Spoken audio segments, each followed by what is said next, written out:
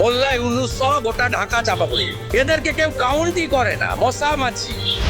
শুভেন্দু অধিকার জীবন দিয়ে দিবা, 1 ইঞ্চি আগে আমরা ইনশাআল্লাহ ভারত দখল করতে পারবে না ইনশাআল্লাহ।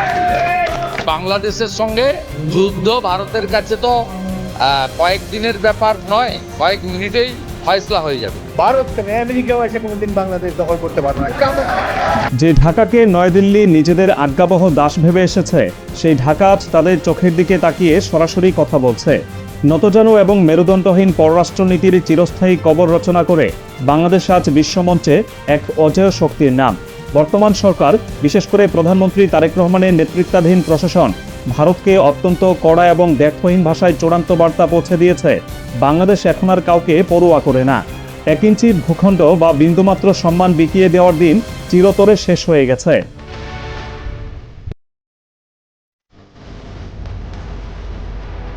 ভারতের পশ্চিমবঙ্গের রাজনীতিতে ক্ষমতার হাত বদলের সাথে সাথে শুরু হয়েছে নতুন এক নোংরা খেলা।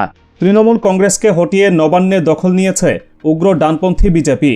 আর এই বিজয়ের পেছনে তাদের প্রধান হাতিয়ার ছিল চরম মাত্রার বাংলাদেশ বিদ্বেষ। পশ্চিমবঙ্গের নবনির্বাচিত মুখ্যমন্ত্রী শুভেন্দু অধিকারী পুরো নির্বাচনী প্রচারণায় সাধারণ ভোটারদের মগজ ধোলাই করেছেন অনুপ্রবেশের ভুয়া জুজু দেখিয়ে। তিনি প্রকাশ্য জনসভায় চরম অধ্যত্ব দেখিয়ে বলেছিলেন, পশ্চিমবঙ্গকে কোনোভাবেই বাংলাদেশ হতে বা জামাতিদের হাতে যেতে দেওয়া হবে না। কিন্তু ক্ষমতার মসনদে বসেই তিনি এমন এক আগ্রাসী পদক্ষেপ নিয়েছেন, যা দুই দেশের সম্পর্কের কফিনে শেষ পেরেক ঠুকে দেওয়ার শামিল। মুখ্যমন্ত্রীর দায়িত্ব গ্রহণের পর মন্ত্রিসভার প্রথম বৈঠকেই তিনি বাংলাদেশ ভারত সীমান্তে নতুন করে কাঁটাতারের বেড়া নির্মাণের জন্য বর্ডার সিকিউরিটি ফোর্স বা বিএসএফের হাতে সরাসরি জমি তুলে দেওয়ার চূড়ান্ত অনুমোদন দিয়েছেন। ভূমি ও রাজস্ব সচিব এবং মুখ্য সচিবকে মাত্র ৪৫ দিনের সময়সীমা বেঁধে দেওয়া হয়েছে এই জমি হস্তান্তরের জন্য। তথ্য বলছে, বাংলাদেশের সাথে ভারতে ৪,০০০ কিলোমিটারেরও বেশি দীর্ঘ সীমান্ত রয়েছে। এর মধ্যে শুধু পশ্চিমবঙ্গে রয়েছে ২,২১৬ কিলোমিটার সীমান্ত, যার ৫৬৩ কিলোমিটার এলাকা এখনও উন্মুক্ত। এই উন্মুক্ত এলাকাগুলোতে এখন একতরফাভাবে বেড়া দেওয়ার আগ্রাসী পরিকল্পনা হাতে নিয়েছে পশ্চিমবঙ্গ সরকার।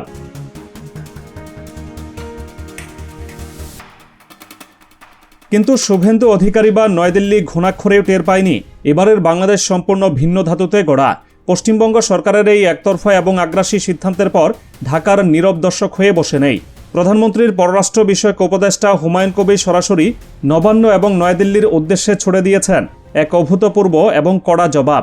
তিনি সাফ জানিয়ে দিয়েছেন, বাংলাদেশের স্বাধীনতাকামী মানুষ এবং বর্তমান সরকার এই কাঁটাতারকে বিন্দুমাত্র গ্রাহ্য করে না।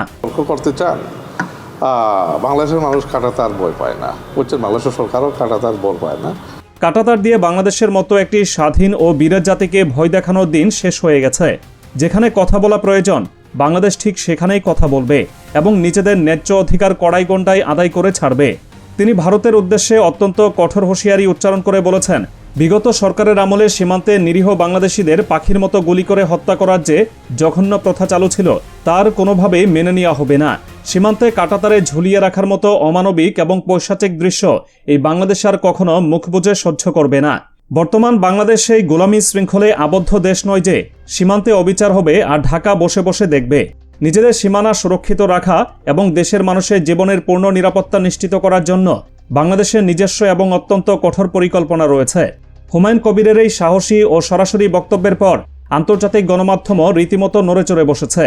কাতার ভিত্তিক সংবাদ মাধ্যম আল জাজিরার সাংবাদিক জুলকারনাইন সায়ের এই প্রসঙ্গে সরাসরি বলেছেন, সাম্প্রতিক ইতিহাসে বাংলাদেশ সরকারের কোনো প্রতিনিধি এতটা দৃঢ় কণ্ঠে এবং নির্ভীকভাবে ভারতের চোখে চোখ রেখে কথা বলার দুঃসাহস দেখাননি।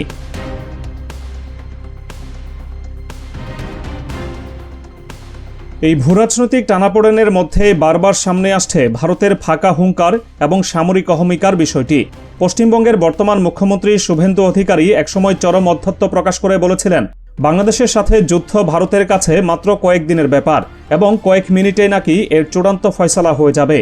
একটি স্বাধীন এবং সামরিক দিক থেকে অত্যন্ত সুশৃঙ্খল দেশের প্রতি এমন প্রকাশ্য হুমকির চরম এবং দাঁতভাঙা জবাব সেদিনই দিয়েছিলেন বাংলাদেশের অকুতভয় বীর মুক্তিযোদ্ধা এবং বর্তমান স্পিকার মেজর হাফিজ উদ্দিন আহমেদ। তিনি অত্যন্ত কঠোর ভাষায় এই অধ্যত্বের জবাব দিয়ে বলেছিলেন, ভারত তো দূরের কথা, খোদ পরাশক্তি আমেরিকাও কোনোদিন বাংলাদেশ দখল করতে পারবে না। তিনি সরাসরি চ্যালেঞ্জ ছুড়ে দিয়ে বলেছিলেন, সাহস থাকলে দখল করতে আসো, এরপর দেখিয়ে দেব কত ধানে কত চাল। ভারত কেন আমেরিকাও এসে কোনোদিন বাংলাদেশ দখল করতে পারবে না। রাজনীতি এবং ক্ষমতার পালাবদলের পর শুভেন্দু অধিকারী এখন মুখ্যমন্ত্রী আর মেজর হাফিজ হয়েছেন বাংলাদেশের স্পিকার। কিন্তু ঢাকার অটল অবস্থানে এক চুলো পরিবর্তন আসেনি। সরকার পরিবর্তনের এই ক্রান্তি লগ্নে ভারত যদি ঘুণাক্ষরে ভেবে থাকে নতুন সরকার তাদের হুমকিতে পিছু হটবে, তবে তারা চরম ভুলের স্বর্গে বাস করছে। তারেক রহমানের নেতৃত্বাধীন সরকার স্পষ্টভাবে জানিয়ে দিয়েছে, বাংলাদেশের 1 ইঞ্চি ভূখণ্ডেও যদি কেউ আগ্রাসন চালানোর চেষ্টা করে তবে তার যে সমুচিত এবং ভয়ঙ্কর জবাব দেওয়া হবে।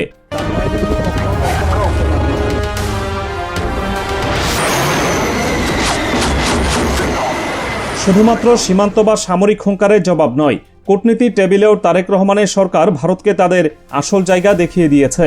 পররাষ্ট্র উপদেষ্টা হুমায়ুন কবির স্পষ্ট করেছেন, দ্বিপক্ষীয় সম্পর্ক এগিয়ে নিতে হলে ভারতকে অবশ্যই তাদের দাদাগিরি বন্ধ করে সম্মানজনক মনোভাব দেখাতে হবে।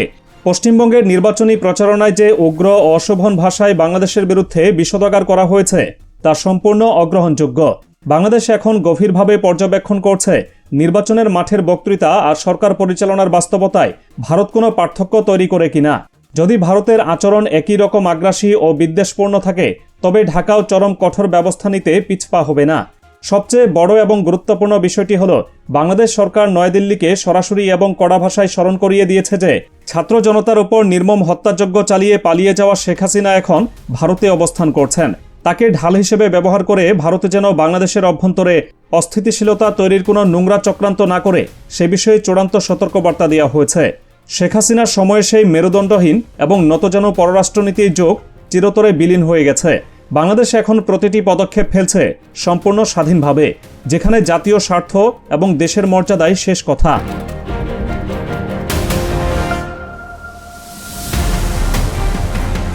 এই জ্বলন্ত উত্তেজনার মধ্যেই যুক্ত হয়েছে বহুল আলোচিত তিস্তা নদীর পানি বণ্টন ইস্যু এবং প্রবল পরাক্রমশালী চীনের সরাসরি সম্পৃক্ততা।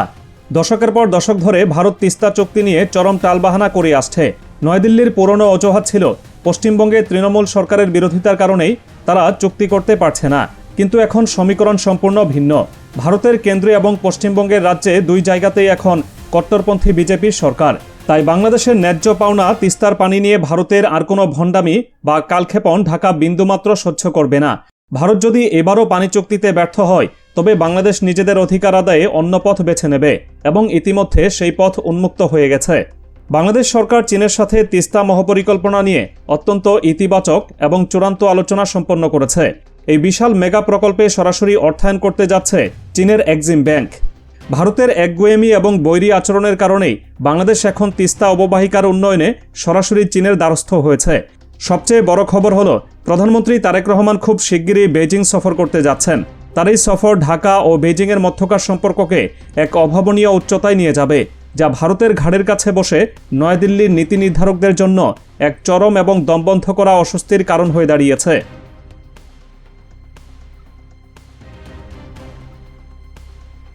তবে ভারতের সাউথ ব্লকের বুকে সবচেয়ে বড় এবং প্রলয়ঙ্করী ভূমিকম্পটি আঘাত এনেছে সম্পূর্ণ ভিন্ন একটি দিক থেকে। দীর্ঘ কয়েক দশকে চরম শীতল সম্পর্ক পেছনে ফেলে বাংলাদেশ এবং পাকিস্তানের মধ্যে প্রতিরক্ষা ও নিরাপত্তা সহযোগিতার এক নতুন অধ্যায় শুরু হতে যাচ্ছে। বাংলাদেশ ও পাকিস্তানের মধ্যে 10 বছর মেয়াদী অত্যন্ত গোপন গোয়েন্দা তথ্য বিনিময় এবং সন্ত্রাসবাদ দমনে প্রস্তাবিত চুক্তির খবর আন্তর্জাতিক পরিমণ্ডলে ব্যাপক আলোড়ন সৃষ্টি করেছে। এই চুক্তি সই হলে তা পুরো দক্ষিণ এশিয়ার ভূরাজনৈতিক সমীকরণকে পুরোপুরি উল্টে দেবে। ভারতের প্রতিবেশী প্রথম নীতি এর ফলে এক বিশাল এবং অপূরণীয় ধ্বংসস্তূপে পরিণত হবে। যদি তার নিজস্ব নিরাপত্তা ও সামরিক স্বার্থে ইসলামাবাদের সাথে ঘনিষ্ঠ ও সুদৃঢ় সম্পর্ক তৈরি করে তবে এই অঞ্চলে ভারতের দীর্ঘদিনের একচ্ছত্র আধিপত্য সম্পূর্ণ তাসের ঘরের মতো ভেঙে পড়বে। আন্তর্জাতিক মহলে যারা ধারণা করেছিলেন তারেক রহমানের সরকার হয়তো অতীতের মতো ভারতের ইশারায় উঠবে আর বসবে, তাদের সেই ধারণা পুরোপুরি মিথ্যা প্রমাণিত হয়েছে।